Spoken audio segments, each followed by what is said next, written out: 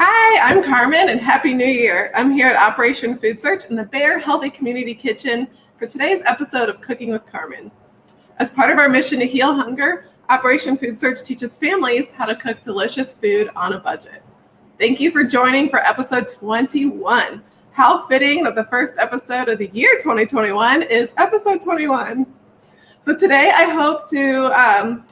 episode is all about goal setting. I hope to inspire you to make some healthy, achievable goals for the new year, because most of us have set but maybe not kept New Year's resolutions.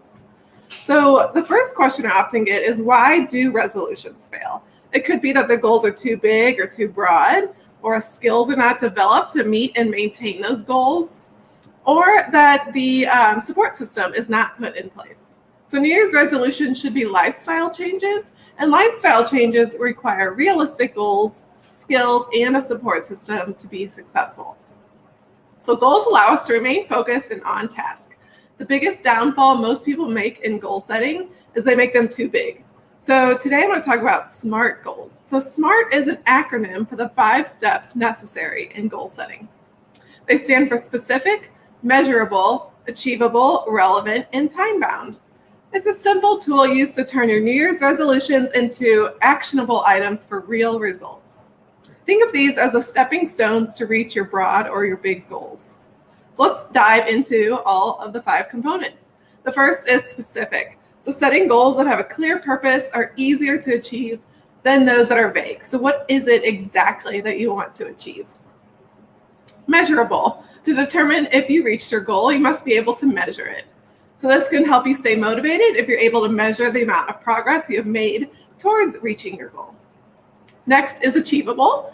So it's important to set goals that are motivating, but they also need to be realistic and achievable. Sometimes we reach for things that are out of our control or out of our reach. So find something that you feel is a slight stretch currently, but you can achieve it or attain it with just a little work and some effort. Relevant. Another way to look at setting goals is to ask yourself if the goal really matters to you and your life. Find inspiration to keep yourself motivated. Time-bound is the last one. So setting a timeline will help you keep the goal a top priority and develop a map towards reaching it. We can then ask ourselves, what can be done in this amount of time? What steps do I need to make this week or month to reach my goals? So here's a quick example with a broad example. And a broad resolution of, I just want to exercise more. So let's make this a SMART goal. So we're going to make it first measurable, like signing up for a 5K. Is running a 5K in under 30 minutes for you achievable? If not, maybe set the goal for 45 minutes at first, and then gradually decrease the time for the next run you sign up for. Is this a relevant race? Are you interested in signing up for it? Is it for a specific charity that you like, or are friends and family also running in it? Lastly, the goal must be time-bound, so you know if you succeeded in meeting your goal. So we've transformed our original broad basic goal into a SMART goal. So for each goal you set, think through the SMART goal steps to set you up for success. You may even have smaller goals under each of those big SMART goals that help you stay on track. So I want to challenge you, my viewers, with making your own SMART goals. Look at your broad or big goal and make SMART mini goals to make 1 or 2 changes at a time. Stay on track with support. Remember, specific, measurable, achievable, relevant, and time-bound. If you wish, please leave a comment below with your SMART goal for the new year. So to kind of tie it back into the kitchen, because we're here in the kitchen, I'm going to use a different example for a SMART goal. So a SMART goal that I've kind of set for today's presentation is that I will cook at least 3 meals at home each week that swap in nutrient-rich ingredients such as whole grains, fruits, and vegetables. So today I'm going to show you a quick and easy recipe that swaps white rice for cauliflower. So I'm going to make some cauliflower fried rice today. So first I'm going to gather my ingredients. So I have fresh cauliflower here. And then I also have some sesame oil, which adds a lot of great flavor. And then we have a whole cup of diced veggies. It looks like I have a little more than a cup because I like a lot of variety. And then we have garlic, scallions, which are like the green onions, soy sauce, and I always use low sodium soy sauce. It tastes very similar to me, at least, and it cuts back on a lot of salt. Then we have 2 eggs and some sesame seeds for garnish. So let's get started on cooking. So first I'm gonna turn the stove on. I'm gonna get my veggie sauteing. And basically you wanna use a little bit of your sesame oil, about a tablespoon. And if you don't have sesame oil, you can use olive oil or canola oil. But I find that the sesame oil in particular has a really great flavor that pairs well with other Asian flavors that we're using. So in go our veggies. So I have carrots, onions, peas, and then the white part of the green onion. I also threw in there. And this is kind of like a classic veggies that you'd find in your stir fry or your fried rice. And you can also throw in bell peppers or zucchini, corn, really any vegetable that you have on hand. This recipe is very flexible and adaptable. So I can already smell like the sesame oil going. This is another recipe that I wish we had like smell-o-vision. All right, so we're gonna get our veggies sauteing. Turn this down just a little. And then while that's sauteing, we're gonna make our cauliflower rice. So I've already started, but I still wanna show you how it's done. So basically you want to take your whole head of cauliflower and chop them off into kind of large pieces with just the florets. And then you're going to take a box grater, but if you also have a food processor, feel free to use that. But I find that the box grater is super simple. So you're going to use a large side, take your cauliflower, and you just go up and down onto the box grater. And it turns into this fluffy rice-like texture for your cauliflower.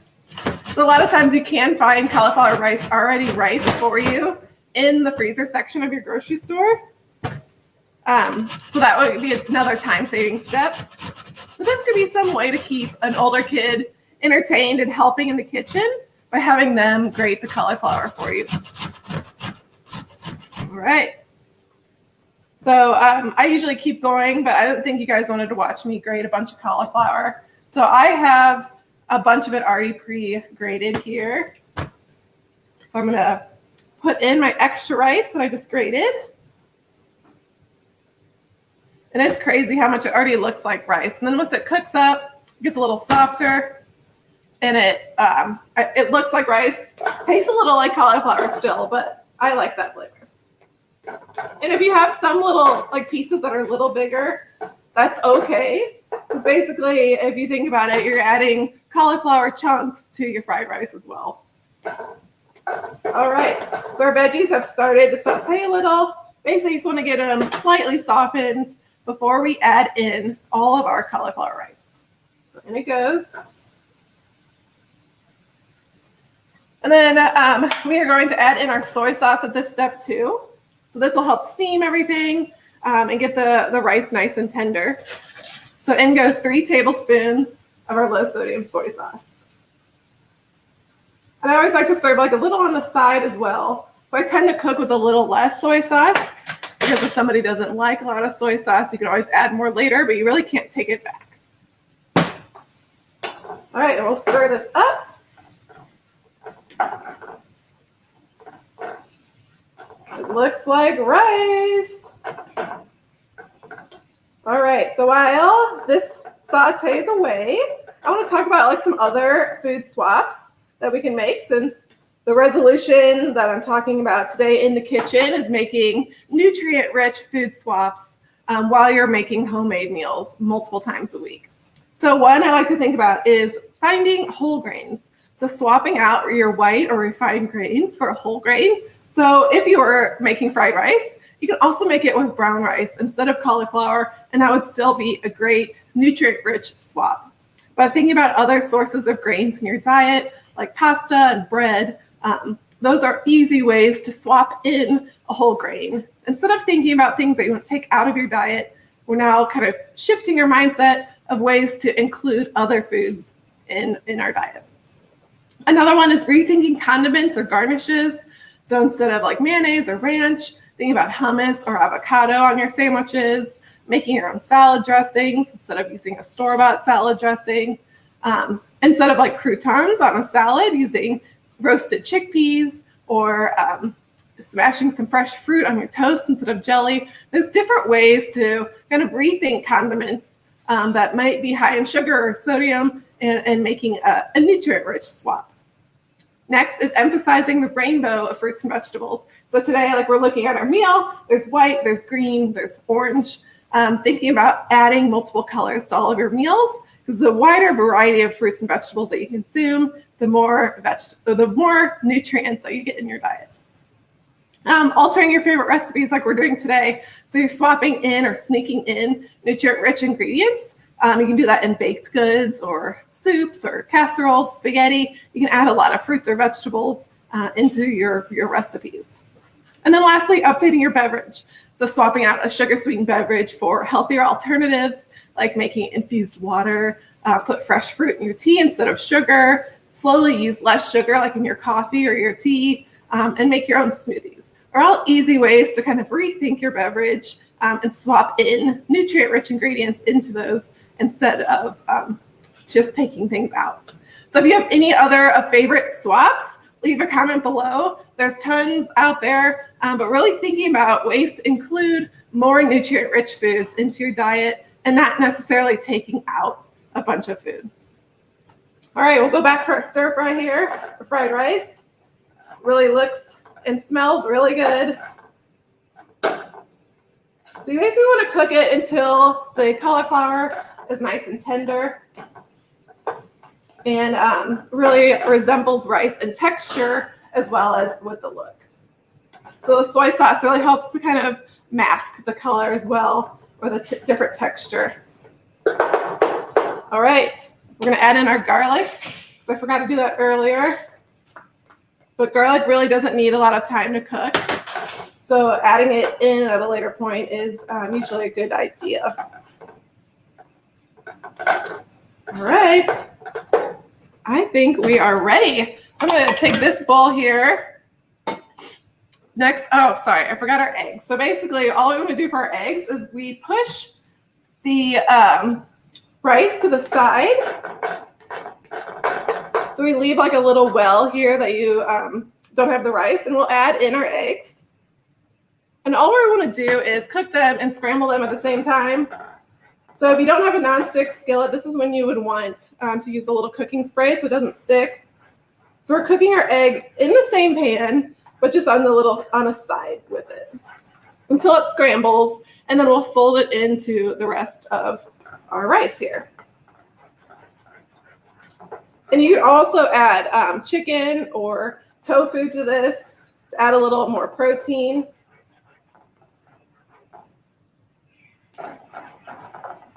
Turn up my heat a little. My eggs are taking a while. And if you want to season your egg at this point with like a little cracked pepper, you're welcome to do that, or a little salt. But I find since we're using soy sauce in this recipe, there's enough salt for me. All right, so now that our egg is nicely scrambled, all we want to do is now fold it in to the rest of our fried rice. And it looks delightful. So we'll turn off our heat. I'm just going to use this little bowl here to show you guys how it looks. Put in our rice with our scrambled eggs. We'll garnish with a little bit of our green onion. I like adding fresh green onion at the end. It keeps it bright and fresh looking. And then we'll do a little sesame seeds. Adds a little bit of texture, a little more flavor since we use the sesame oil, and it makes it look a little fancier. So here we are, our cauliflower fried rice. An easy way, quick dinner on the table to swap in nutrient-rich ingredients into a normally fast food takeout kind of meal. So I hope you enjoyed today's episode and are inspired to develop SMART goals for the new year or experiment with some simple food swaps that we talked about today. Thank you so much for watching. If you have any questions or made today's recipe, leave us a comment below. Remember to like our page if you haven't already, and visit our website to learn more about our work and how we heal hunger. So from all of us here at Operation Food Search, we wish you a happy new year, and I'll see you back here in 2 weeks. Stay healthy.